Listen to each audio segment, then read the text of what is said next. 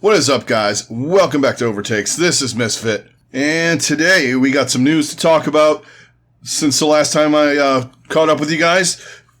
Been a couple weeks. Figured we'd let some things clear up here and there and, see what was going on all over the league. And we had a couple things happen. One gigantic thing happened that we're going to talk about extensively today. A couple other things that have happened, some little bits, odds and ends and what have you around the league that have happened and have been announced and things like that. So we're going to talk about those. But first, before I get into that, I'd like to thank everybody for joining me. Everybody out there on YouTube, thank you very much for all of your support. It's greatly, greatly appreciated. And if you're new to the program, I do Overwatch League news, recaps, all that kind of stuff during the season, a couple times a week. Right now, I'm doing it every couple of weeks. We're going to amp that up, though. We're getting closer. Finally, we're getting a little bit closer. We're about 10 days away from BlizzCon, where we're going to get some more news on when exactly the season starts, I'm assuming, like dates and all that stuff. We're going to be doing team previews, all the kind of preseason stuff leading up to April. I'm assuming first week in April, maybe second week, depending. But we're going to be doing a lot more content. Please hit a like and a subscribe if you're new, is what I'm getting at. It would be greatly appreciated. Please hit that like button. It helps me out a lot. And let's start. We're kind of going to go over what we're going to talk about today. Got a few things to talk about. And we're going to start with the smaller stuff, and then we're going to lead into the big news with the Valiant and the things I have to say about that, which I have a lot to say about that. Various different levels, and we're going to get into it. I'm sure you've heard everybody's take on it already. Mine's pretty similar to theirs, but I'm going to give you my spin on it. But the first thing I want to talk about today, we're going to talk about Jake stepping out of the booth and stepping back onto the stage with the Houston Outlaws. So he's coming back as a player, coach. So you could tell he was really still in.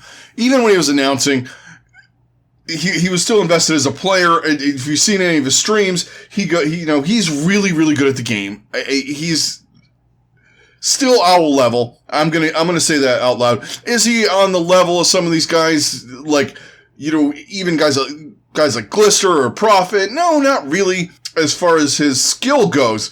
But there's one thing that he has. He's a leader, and he's a very, very intelligent guy. So putting him in a role like this so he can mentor younger players and play when needed, because he is still good, like I said. He can do various things. He provides you with another hit scan guy, and he provides you with a solid voice in the locker room. That stuff is necessary. If you look at the teams that win, they have guys on those teams that are stalwarts on and off the field. New York had Sabiobi for all those years. You have guys like Super in San Francisco. Yeah, he's kind of a goof, but you know what? That dude's a leader. Even guys like on that team, Rascal, Moth, the list can go on. Now Moth's with the Gladiators, and they have Moth, Space, a couple other guys. You have leaders all over the place and on good teams. That's one thing that the Outlaws were lacking since he left, was a leader, a guy who could do the things where, you have a team that's tilting, he can kind of reel them back in. Team needs a pick-me-up, he can do that. If there's something that he sees that they might not see play-wise, he's going to be able to do that because he's that intelligent and smart and all of the game-wise smart, like game sense. He's going to provide that for them. And from what it looks like, he's going to have a lot to say about player personnel, too. I mean, don't forget, he was casting games, so he's seen guys all over the league. He's, knows the contender scene a little bit better than he did when he was playing because he wasn't grinding as much. This is a great move for the Outlaws, and it's good to see a guy like him come back. I mean, I'm not going to lie. I liked him. I thought he's a great personality. I loved him as a caster, too. I thought he was really good. But getting him back in the league, on the stage, and, behind the scenes, too, as a guy who could potentially be a GM or a coach down the line, or even a team owner. He's a good guy to have around. And I applaud the Outlaws for bringing him back. And hey, good luck to him. You're going to need it. And we'll get into that conversation a little bit later on. Not today, but down the road on where we think teams are going to finish and all that. But, so, Jake's back. All right. great for the Outlaws. Now, there's a couple other things. Now one of the things that's happened over the last couple of weeks is, I don't know if you guys have noticed, but apparently the Overwatch League and Fnatic are no longer partnering to have a store on the Overwatch League. They've left it, they're putting it in the hands of all of the teams. Not all the sites are up. There's not much variant on some of the teams that are up. You're not getting a lot of variant yet on gear, but I'm sure as it goes on, we're going to see different things from different teams, and we're going to get a lot of cool stuff, a lot of cool merch. And I'm a fan of that.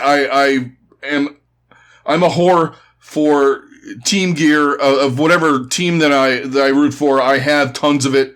And beer glasses, jerseys, hats, whatever. And even involved in the Overwatch League in the Mayhem, I have a Season 1 jersey, I have the alternate Year 2 jersey, and I'm eventually going to get one of the staple pigeon jerseys. I'm sure. I'm trying to decide who I want, and it's one of those things. You gotta weigh out those options. But t-shirts and all that stuff too, I'm good at. But we've seen some teams do some variant things with gear already. Anbox did a couple of different things. I know they had a Jonak line, and it was really cool stuff. So I can't wait to see what these teams start doing with the gear. And good for the Overwatch League to put it in the hands of the teams. I think we're at a point now where we could do that. I want to see different gear. I don't want to see all the same t-shirts with just the name flopped on it. I want to see some different stuff, and I'm sure we're going to get it. It's just going to be a matter of time. Mayhem, if you're listening, for the love of God, make a fucking dad hat. Thank you. Just throwing that out there. The lack of Mayhem hats is disturbing.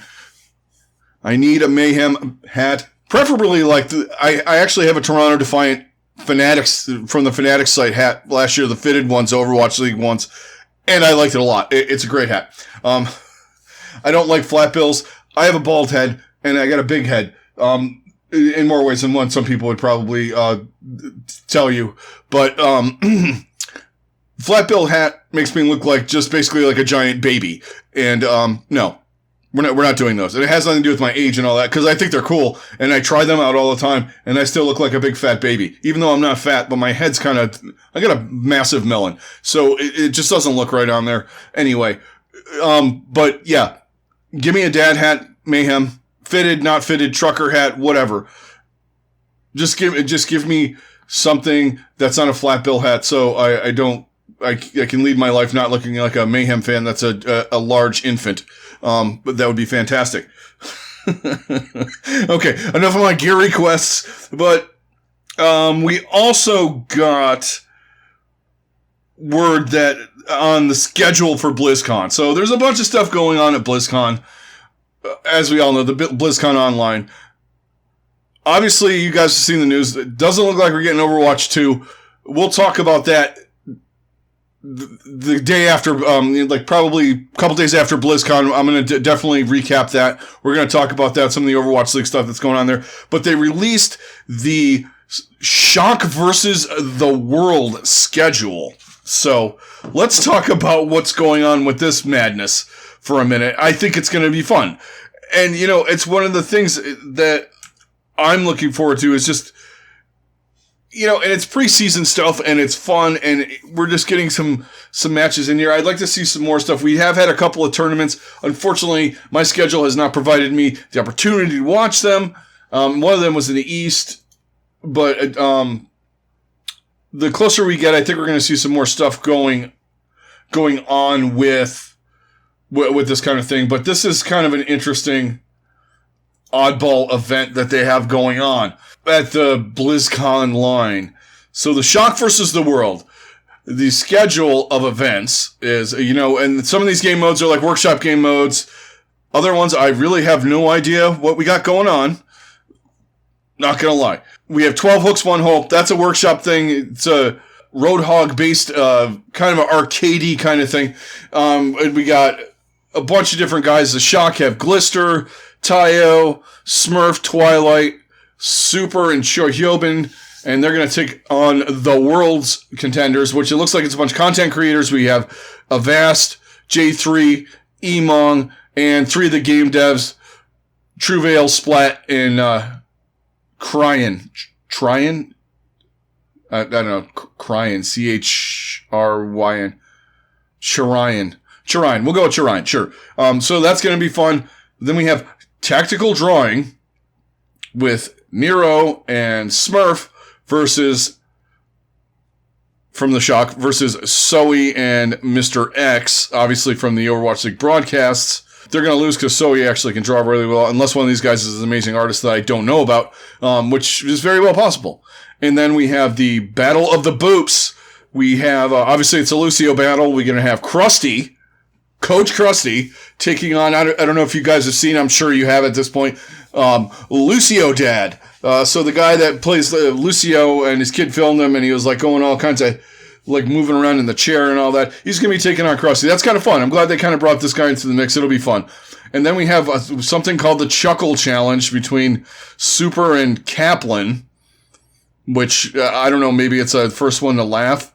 Kind of thing. I have no idea what that is. And then we have a 6v6. We're going to have Striker, FD God, Violet, Super and Smurf taking on Dante, McGravy, Space, Sleepy, Rascal, and Dogman.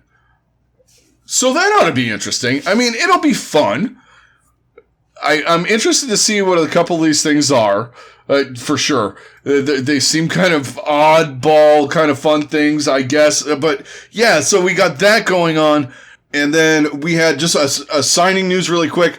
Boston Uprising signed Faith and Valentine. And Valentine got spoiled because they were obviously planning on doing some kind of Valentine's Day thing, but the Overwatch League ruined that. And, whatever. And you know my feelings on just tell me when you release a guy. You know, it's fun Valentine's Day and all that. So you're with the content creation and all that. I get it. But whatever on that. We'll talk more about that impact on Boston later on. In the coming weeks, we're going to be diving into teams and all that. And at the end of the show today, I'm going to give you like a breakdown of what I've come up with. I had a couple things that I was trying to work on doing. It just didn't work out in my mind. It didn't feel right. And so I'm just going to do a little different take on that and lead into the year so we can start talking more Overwatch League and get into the first bits of the season, which is in April. I mean, right now, hard to think about it. We're on 2/10/21. It is absolutely freezing where I am. And thinking about April, it feels like it's 9 years away. But, you know, here we are. We're a good 6 weeks away, potentially, from the start of the season. So we're going to start diving in more. But first, let's talk about this. Before I dive in and give you my thoughts on what's happened with the Valiant, we kind of go over the chain of events here. I would like to throw out an apology to all of the LA Valiant fans who I said, suck it up and stick with your team. I'm going to go and say, dump that team now. I apologize. I was wrong. And if you guys all abandon that team and burn their gear at their doorstep and root for the Gladiators, the Shock, the Fuel, whoever, or root for teams against them in APAC, I'm 100% behind you because I have no respect for them after this whole thing that's happened. Zero. And it's a telling sign. There should have been a telling sign because this organization has done this before. But, you know, you like to compartmentalize the different leagues and organizations and things like that from each other. But let's dive into this. So obviously we had the whole report with Halo, and I talked Valiant last time, and I said I kind of thought someone maybe gave him a bum leak, you know, one of those kind of things, and they were misleading him. Now, me personally, I like what Halo does. I have no problem with leaks. I have no problem discussing this stuff because you're talking about the league. You get voices out talking about the league. And, you know, he's generally right. And this proves it as well. But, you know, there's conversations going on about the league and all that. And I said, you know, it's like Adam Scheffner or Wojnarowski or these guys that are in, you know, these Major League Baseball guys that talk about potential moves. And this guy talked to that guy. Nobody gets all upset about it. It's part of the culture. It's part of the conversation. And generally those guys are right too. I like that. It makes the offseason and things like that relevant. I have no fuel if I'm sitting here waiting for the Mayhem to make their goddamn fucking roster reveal video 3 months after they signed everybody. Same thing with the Fuel or the Fusion or whoever else. We're just sitting around speculating.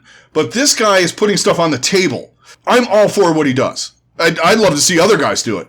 You know, throwing things out there, bringing this stuff up. We could talk about who fits what roster and all that stuff. That's fine. I like actual juice. It's great. But this is one that nobody kind of believed. Everyone kind of laughed at in a way, including me. I laughed. I didn't laugh it off. I kind of was like, man, someone's leading this guy on a wild goose chase. There's no way this is going to happen. And then I was like, after a little bit, you're going, you know what? You're starting to see the chain of events, and they deny it, the Valiant. They deny, we're not moving the team. And then they go to APAC, which, all right, we all knew they were going to do that. And then they say that the rumors are false. And then a week later we see there's like weird things going on, tweets from players. In the Twitter string, Packing 10 responded to somebody by like laughing. I don't know and he couldn't tell if he was laughing, who he was laughing at. Obviously he was laughing at the guy for saying that would never happen. But it was interesting. But then they release a statement. And basically in the statement they said, fuck all of you guys that did everything for us for the last year and made us relevant last year when we went budget from the year before and cut everybody. Because we can't get visas due to COVID-19, blah, blah, blah, lying through our fucking teeth. Now listen, and every caster and every guy was like, you're full of shit. And I'm on this bandwagon with the you're full of shit. Because the Overwatch League got visas for the shock in the middle of the height of COVID. To go to Korea. And now you're telling me, and you knew this way before you announced it. It's not just like this new thing, like all of a sudden, like, oh yeah, well, 2 weeks ago, they're like, hey, you want to go to fucking Korea or China? Yeah, sure, yeah. What are we going to do about visas? Oh, I don't know, fucking figure it out. Yeah, that's what the Overwatch League said, I'm sure. And then all of a sudden, oh yeah, we couldn't get them. Oh, boo-hoo. No, you wanted to go in a different direction. You wanted to sell off your product. And instead of giving these guys an opportunity to get to another team before that they filled rosters, you fucked all of them. And the one guy that you fucked the hardest out of all of them was Agilities. You signed him in like November. And then you cut him in January. He didn't even get to play. He quit Overwatch, for Christ's sake. So did McGravy. You literally just made two guys quit. They were probably on the edge of thinking about it anyway. But you brought Agilities back. It's like, oh, look, our boy's back. Yeah, too bad we're getting rid of you in 3 weeks, fucker. Yeah, that was one of the bullshit things. And not to mention the other guys on the team that had an ample opportunity and are good Overwatch League players that could have ended up on another team that they just left hang out to dry during the whole fucking offseason. This organization should be stripped of their franchise. And I am serious about that.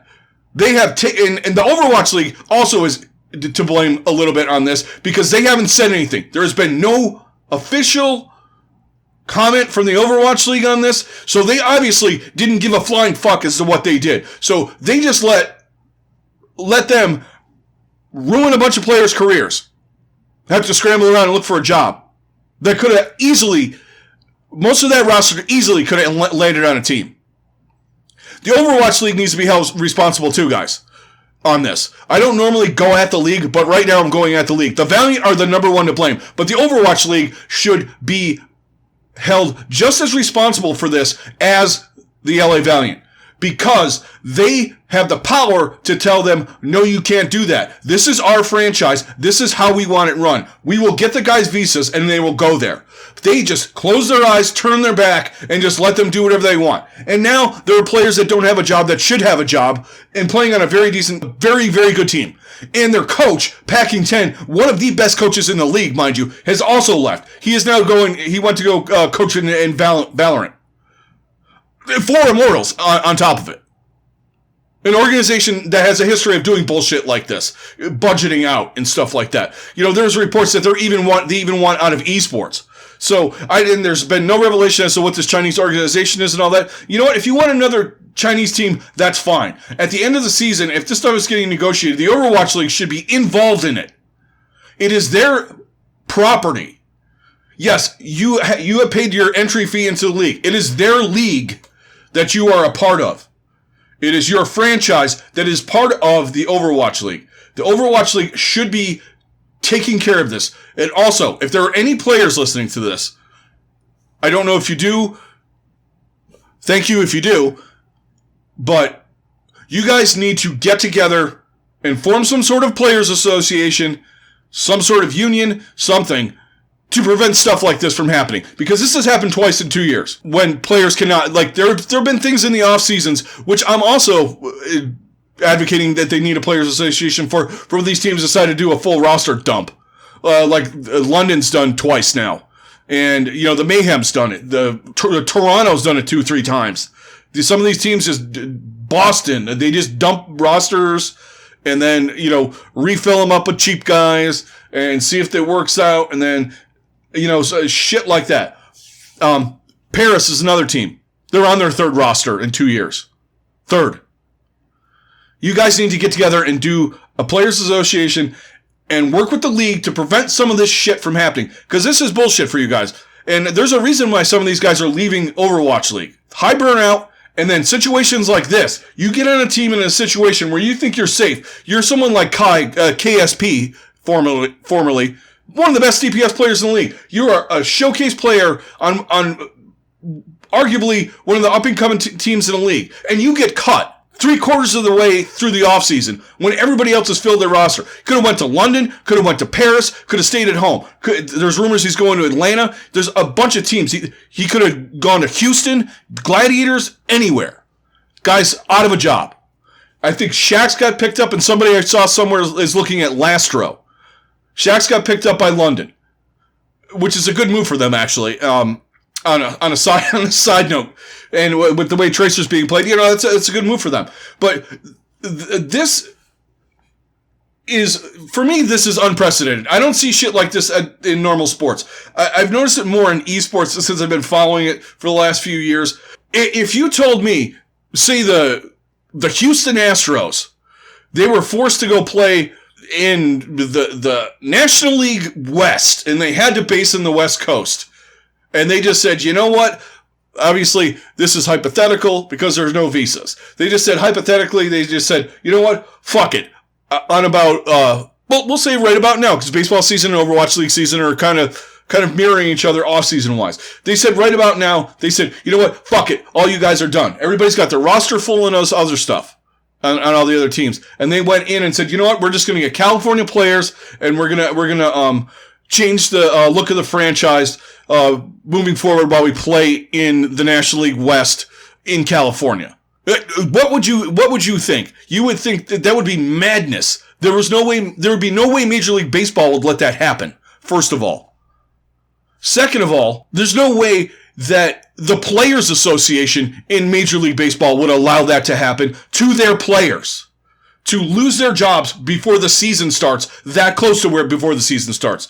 Now, if this happened, and this is, I still would be ranting a little bit, but if this happened, say, in late October, early November, I would be a little bit more okay with that, and I would say, you know what?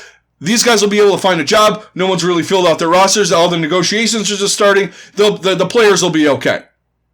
This is more akin to what Vancouver did to the runaway team and just said, you know what? Because fuck you. And this is the second time we've had this happen. You need a players association. It doesn't have to be a full-blown, union.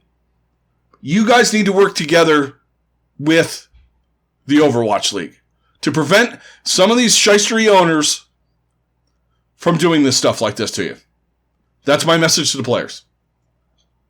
Association. You need it. You guys need to get together.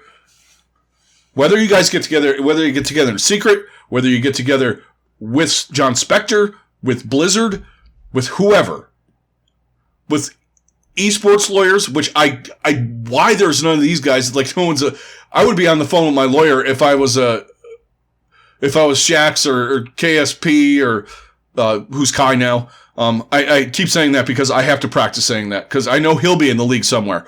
Or McGravy or Agilities who got signed and then cut because they went in a quote unquote different direction. Dudes, get a lawyer. Get after them. And go after the Overwatch League too if you have to. This stuff is collusionary in estimation. My backseat lawyering, I guess. I don't, maybe not. But from what I've seen, it's one of those situations like they've had in baseball and football and things like that, where agents have come and Players Association said, the owners are colluding to do X. Right now, it feels like that's what's happening in the Overwatch League with this situation. You know, I don't like another thing, I don't like talking about this stuff. I mean, that's my take on a lot of the Valiant stuff. You know, there is a lot more to this, too. You have an unknown Chinese organization that allegedly owns most of the team now, or something like that. We have no roster, and some of the rosters that I saw from it are literally bottom of the barrel. They want some of these guys. I've seen guys with names like Crystal and guys like that pop up who was good, but his attitude kind of turned me off on that guy. A couple other guys that were just B players and guys on different Chinese esports teams. It's just, I don't know what they're going for here either. You're just, destroyed what you built for all that time in Los Angeles for some money. Obviously, you want out. So you figured a way out is to go into the market where Overwatch League probably is at its peak, viewership-wise, fandom-wise, and all that kind of thing. Which I understand from a standpoint of business. Especially if you're a team looking to buy in. Yeah, you want a part of this thing because it's doing well in your neck of the woods. Yeah, you want that. You cannot have a league that consistently does or allows things like this to happen to its players and with the franchises. I don't care if franchises move. LA Valiant becomes the Beijing Valiant. Fine. Whatever. Or, they move to fucking Des Moines. I don't care.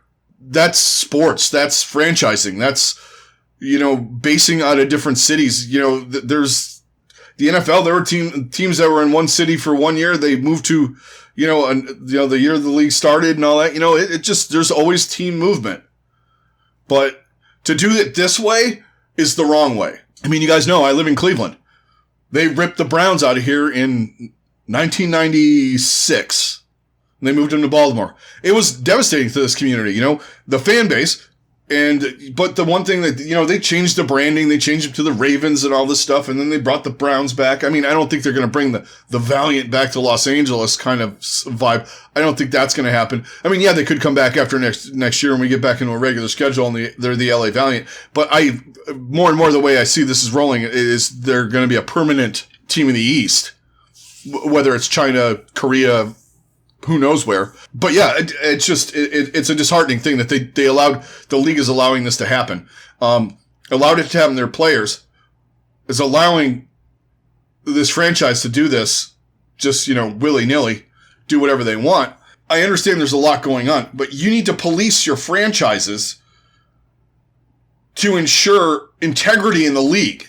You don't have league, and especially with player bases. Nobody's going to want to play in your league if 1 minute you have a job and you're really good and you just get axed because the team is like, nah, we want to get into investment banking or whatever the fuck Immortals wants to do now instead of esports. So they just fucking cut you. You have no chance to sign this year unless it's like a mid-season or a backup, or, you have to dive into an academy team because you're still passionate about the game. And it's also a way to make your players lose passion for the game. On top of the situations with the actual game itself where there's no sequel, all this stuff is being pushed back, the game hasn't had any content, all this stuff, you're not building a player base. Yeah, there's rumors of free to play, and you're going to build a player base, but are you building a professional player base, or are you just building a casual player base at that point? But the Overwatch League needs to step up. They need to release a statement. They need to penalize the Valiant. They do. It needs to be severe. in my opinion. You can't allow franchises to do this. And the players shouldn't allow the franchises to do this to them. I know there's a couple of lawyers out there that do esports law, that type of thing. Like they practice law via esports or through esports. They need to get involved with some of these players too, and say, "Hey guys, it's time," because you can't keep getting kicked to the curb like this. Yeah, you're getting paid good money, but there's also loopholes in contracts, like if extenuating circumstances, which you could consider, and Sideshow said this, you could consider the not being able to get visas an extenuating circumstance. They can cut their contract and not have to pay them the last month that they're there, which I'm sure is also in consideration. I'm sure paperwork was not filled out properly on purpose. And you know what? You can say what you want about what I'm saying now that I'm accusing them of shit. Yeah, I am. And I'm not the only one. There's ways to make things... Oops.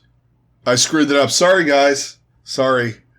Yeah, you're going to have to not, and we're going to have to get a different roster. That's terrible. They couldn't manage to get one visa for any of the players that are there on that team. Yeah. That's about as valid as Overwatch 2 coming out in a couple weeks. Yeah. But all right, guys. So that's kind of my take with the Valiant. And also, now... with this visa thing, it relates into, just one more thing, it relates into COVID with their roster, so that's how they were able to cut everybody and not have a roster. It's extenuating circumstances due to COVID-19, which is explicitly worded in their thing that because of COVID, we can't get visas. Therefore, we can cut all of our players. So, yeah. You have the shady Valiant doing their thing, and I said my piece with this, and you know what? I hope they lose every fucking game, and I will laugh at them as they lose every fucking game. And honestly, in any other esport, I'm rooting against Immortals, Valorant, whatever other things I watch, check out. Yeah, I will laugh every time they lose. I laugh because that's some bullshit that they pulled off in this league. And the fact that the Overwatch League is letting it happen, not doing anything about it, the standpoint of making statements, condemning what they did, penalizing them in any way, shape, or form, whether it's monetarily, there's no draft picks, compensatory play type things, make them ineligible for the first 3 tournaments of the year. You're only eligible to compete in the last tournament and the playoffs if you potentially make it, which I don't think they will, but there needs to be punishment for this. Because it's just going to go, it's not going to stop anybody else from doing that to go where the grass is greener. All right, guys, that's going to do it for this episode. So let's talk about what's going to happen coming up here. So we're going to start we're about 4-5 weeks out, I would estimate. We'll call it 5 to 6. We'll call it 5 to 6. But potential start date, they've said April, and I'm sure we'll know more after BlizzCon. I would look at, potentially April 2nd. April 2nd or April 9th would probably be the sweet spot to start in April. Because that way if you start on the 2nd, you get 4 weeks in, or you get 4 weeks of your regular season, and then you can do a week 1 May tournament. We're going to start doing teams. We're going to start breaking down teams. What I'm going to do is I'm going to try and do like 3 or 4 teams an episode. I'm going to do a couple a week. And we're going to go over the roster, talk about what I think about the roster, how their moves and their grades for their off-season moves, what they lost, what they picked up, and, how that evened out, or, what we got going on with that, and potential finish spots. And then, of course, the week before, we'll have a whole preview. I'll give you my power rankings for the East and for the West. And then we're going to dive into the season and get it going. I mean, I'm excited. This off-season's been really long. It's been disappointing on some angles with the game itself. We got this coming. It's going to be great. I am so excited to get rolling on the season, talking about actual matches, talking more consistently to you guys, because I haven't had a lot to say. I'm not going to recap stuff. Got words escaping me. I'm not going to give you the top 5 2020's greatest Widowmaker plays. That's not my style. I like talking about the sport, And yeah, I like talking about big plays and stuff like that. And you go, oh, this happened and it was cool and all that. I like doing it for more like I talk about sports with my friends. And like I talk about Overwatch League with my friends. You know, talking about, what do you think about the Spitfire or, this Valiant situation? That's how I like talking about it. I'm not a highlight reel lister kind of guy. I'll give you a top 5 team thing in a heartbeat. But the other stuff, so I'm just talking about the team stuff. I'm just happy to get back in and be able to get more content out to you guys and get the conversation going more. Now that we have rosters, except for the Valiant, and you can see the light at the end of the tunnel. You can hear the music starting and getting ready to go. So yeah, I'm all there. I'm all excited, and we're going to be doing that probably, like I said, 3 to 4 teams an episode, and then we're going to power rankings and dive into the season. So that's going to do it, guys. Thank you very much. Thank you for all your support, all of the views, subscribes, likes, all that kind of stuff. I'm very, very appreciative of you guys. Thank you very much. This is Misfit. I'm out. Everybody stay safe. Have a good rest of your day, and I'll talk to you on the next one.